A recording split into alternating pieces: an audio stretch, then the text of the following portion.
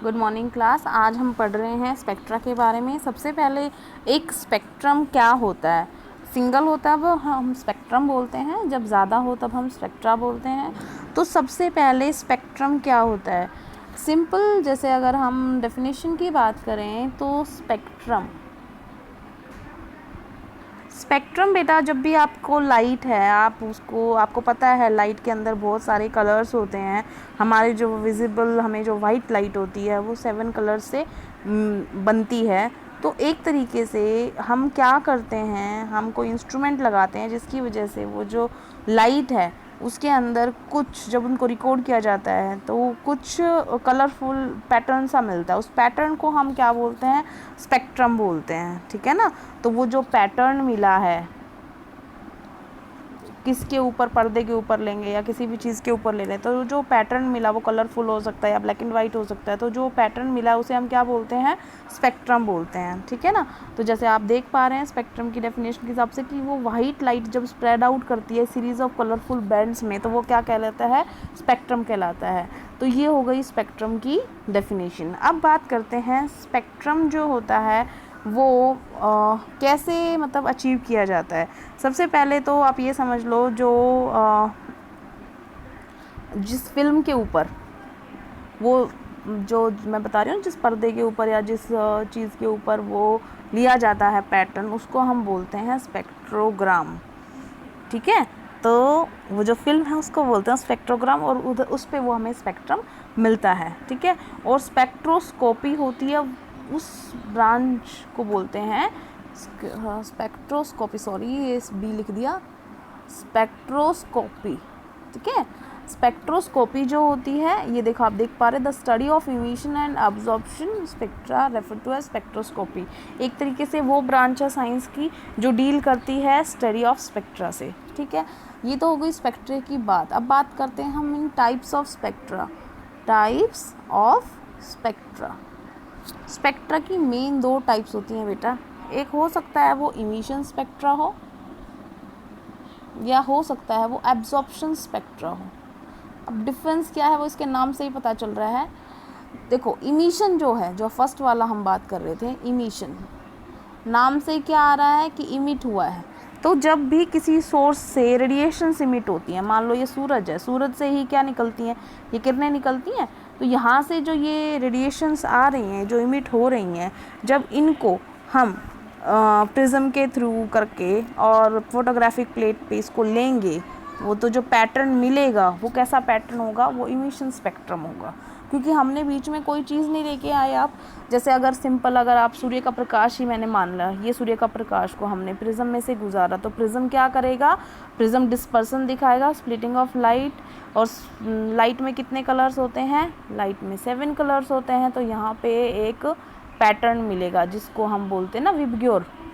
पता है ना आपको विबग्योर क्या होता है, 7 रंग वो जिनसे वो बना होता है। तो वो सारे कलर्स का पैटर्न दिखाई देता है, और वो बिल्कुल एक दूसरे के अंदर मिक्स होते हैं, जिसमें पता नहीं चलता कौन शुरुआत हो गया और कौन ख़त्म हो गया। बिल्कुल उसके बीच में कोई गैप ही नहीं होता। जैसे मान लो ये येलो है, हाँ ये येलो है, तो दूसरा वाला यहाँ पे ही दूसरा शुरू होगा, और ये दोनों की लाइनें जो है एक दूसरे के साथ मर्ज हो रही हैं। तो आप ऐसे नहीं कह सकते कि ये येलो का है, बीच में खाली जगह है, ये ऐसे नहीं होता, बीच में कोई गैप नहीं होता। तो जो ऐसा स्पेक्ट्रा होता है जिसमें बीच में कोई गैप नहीं आता है, इमिशन स्पेक्ट्रा के अंदर बात कर रहे हैं, तो ऐसे स्पेक्ट्रा को बोलते हैं हम कॉन्टिन्यूस स्पेक्ट्रा। और जिनके अंदर गैप आ जाता है, जैसे मान लो हमने स्पेक्ट्रा लिया और उसमें सिर्फ ये 2 लाइनें आई इस तरीके की, तो ये स्पेक्ट्रा भी, इस टाइप का भी स्पेक्ट्रा होता है कईयों का। तो जो ये टाइप का स्पेक्ट्रा होगा इसे हम बोलेंगे कैसा, लाइन स्पेक्ट्रा। ज़्यादातर जो हम करते हैं इसमें एक्सपेरिमेंट सोडियम क्लोराइड का करते हैं। सोडियम क्लोराइड का क्या बनशन, फ्लेम में मतलब एक तरीके से ये समझ लो आप, उसको हीट किया गया या उसके अंदर से इलेक्ट्रिसिटी गुजारी गई, तो वो जो उसके अंदर से रेडिएशंस निकल रही हैं NaCl को से, तो वो NaCl जो होता है, जो उस NaCl के अंदर क्या प्रेजेंट होता है, सोडियम। क्या प्रेजेंट होता है, सोडियम। तो सोडियम जो होता है वो येलो लाइट इमिट करता है। ठीक है। तो हर एक का जो आयन होता है वो अलग अलग कलर की लाइट लेता है। जैसे पोटेशियम होगा तो वॉयलेट लाइट देगा, सोडियम जो होता है वो येलो लाइट की इमिट करेगा, और वहाँ पर आपको 2 लाइनें मिलेंगी, एक येलो जोन में जो विब्जियोर होता है उसमें जो येलो पोर्शन है उसमें 2 लाइनें मिल जाएंगी आपको। तो इसका मतलब क्या हो गया, ये कैसा स्पेक्ट्रा है, ये सिर्फ लाइन स्पेक्ट्रा, बीच में देखो इस लाइन और इस लाइन के बीच में क्या है, गैप है, खाली जगह है, तो ये जो होता है ये लाइन स्पेक्ट्रा होता है। तो अभी तक आपने क्या समझा है, मैं इसको सम अप करना चाहूँ तो क्या समझा है आपने कि स्पेक्ट्रा जो होता है वो 2 टाइप का होता है, एक हो सकता है इमिशन, ठीक है ना, और एक हो सकता है एब्जॉर्प्शन। बेटा रिटर्न मटेरियल मैं आपके पास भेज दूंगी, आपको उसके लिए परेशान होने की ज़रूरत नहीं कि कैसे लिखना, आप सिर्फ समझ लो। और इमिशन में 2 टाइप बताई मैंने, एक बताई कॉन्टिन्यूस जिसमें कोई गैप नहीं आता है, और एक बताया मैंने लाइन स्पेक्ट्रा जैसे सोडियम क्लोराइड का। अब बात करते हैं हम एब्जॉर्प्शन। देखो नाम से पता चल रहा है एब्जॉर्प्शन, तो इसका मतलब क्या होगा, इसका मतलब ये होगा कि जो एब्जॉर्प्शन है वो कोई जो केमिकल कंपाउंड है उसमें से जो लाइट गुजारने से, मतलब उसका पर्दे पे डालने से पहले हम उसको किसी सॉल्यूशन में से गुजार देंगे। तो जैसे हमारी वाइट लाइट ही ले लो आप, वाइट का तो आपको पता है ना, हमारी विबग्योर वाली लाइट जो है जो साथ में टूटती है, मान लो हम वो करें, ठीक है, तो हमने ये वाइट लाइट थी, कैसी लाइट है, वाइट लाइट है, ठीक है। पहले वाले में तो हमने क्या किया था, सीधा प्रिज्म में से गुजार दी थी, जो पहले वाला था वो तो ऐसे किया था ना। अब हम थोड़ा डिफरेंट क्या कर रहे हैं, हम क्या कर रहे हैं कि हमने वाइट लाइट थी, ये आ रही है वाइट लाइट, इसको हमने पहले एक सॉल्यूशन में से गुजारा जो था NaCl का। अब सॉल्यूशन में से गुजारा तो क्या होगा, कुछ पर्टिकुलर जो वेवलेंथ होगी, ठीक है ना, वो ये क्या कर लेंगे, एब्जॉर्ब कर लेंगे, बाकी की छोड़ देंगे एज इट इज़। तो उसने कुछ एब्जॉर्ब कर ली जो उसको करनी थी, और उसके बाद यहाँ पर वो स्प्लिटिंग होगी, क्योंकि यहाँ पर वही प्रिज्म रखा हुआ है, तो यहाँ पे फिर से वो क्या बनेगा, विबग्योर बनेगा। लेकिन यहाँ पर जो विबग्योर बन रहा है उसमें जो वाई पोर्शन है, मान लो हमारा ये येलो है, इतना पोर्शन, मान लो ये इतना विबग्योर बना था, ठीक है, तो यहाँ पर जो ये येलो पोर्शन है इसमें 2 लाइनें आई उसी जगह पर जब सोडियम के सॉल्ट में आई थी। जब शुरुआत में आपने इमिशन स्पेक्ट्रा किया था तो 2 ब्लैक लाइनें आई थी ना, जब सिर्फ सोडियम का किया था, लाइन स्पेक्ट्रा जब हमने पढ़ा था, तो यहाँ पर क्या देखा गया कि विबग्योर के अंदर वो 7 जो लाइन कलर्स हैं वो आपको बिल्कुल दिखाई दे रहे हैं, लेकिन येलो के अंदर 2 लाइनें ब्लैक कलर की दिखाई दी। तो ये जो हुआ, ये कौन सा वाला स्पेक्ट्रम कहा जाएगा, ये कहा जाएगा एब्जॉर्प्शन स्पेक्ट्रा। क्या किया यहाँ पर, सोडियम क्लोराइड ने जो उसकी पर्टिकुलर वेवलेंथ थी उसको एब्जॉर्ब कर लिया, बाकी को छोड़ दिया, तो इस वजह से वो गैप आ गया उस जगह पे, क्योंकि वो येलो कलर का पोर्शन जो था वेवलेंथ का वो एब्जॉर्ब हो चुका है इस NaCl के द्वारा, ठीक है।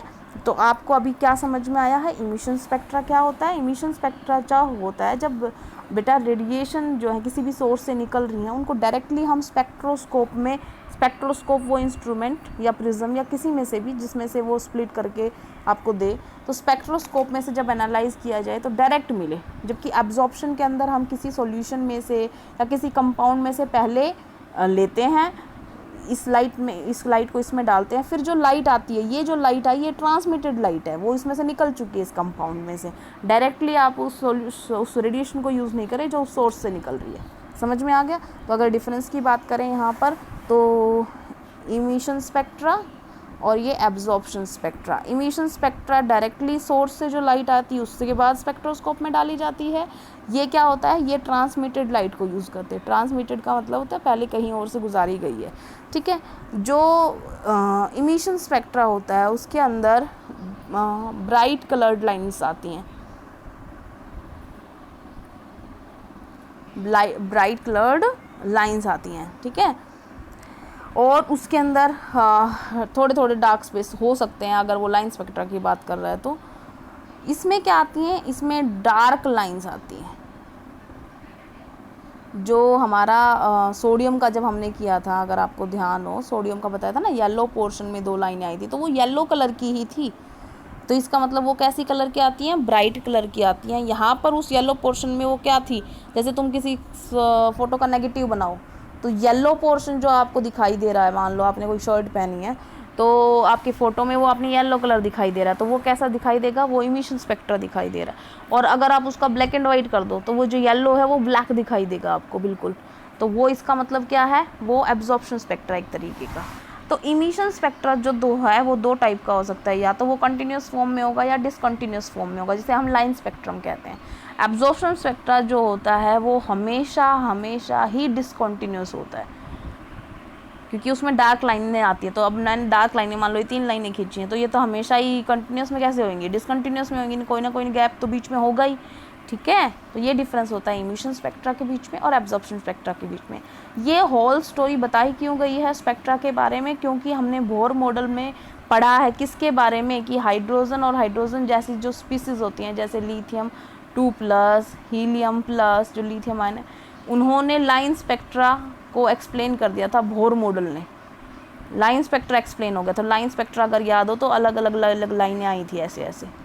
तो अब समझ में आ गया लाइन स्पेक्ट्रा क्यों बोल रहे थे, क्योंकि वो एक टाइप का इमिशन स्पेक्ट्रा था और उसके अंदर क्या आ रही हैं, लाइंस आ रही हैं, इस वजह से हम इसको क्या बोलते हैं, लाइन स्पेक्ट्रा बोलते हैं। तो इस वजह से हमने ये पढ़ा है। और अगर आपको ध्यान हो लाइन स्पेक्ट्रम के बारे में, हमने हाइड्रोजन के बारे में लाइमन बामर पास्टन ब्रैकेट फंड के बारे में भी बताया था पिछले लेक्चर में। ठीक है, अगर फिर भी आपको कुछ दिक्कत रहती है तो आप मुझे बता सकते हैं, रिटन मटेरियल मैं आपके पास भेज दूँगी। Thank you class.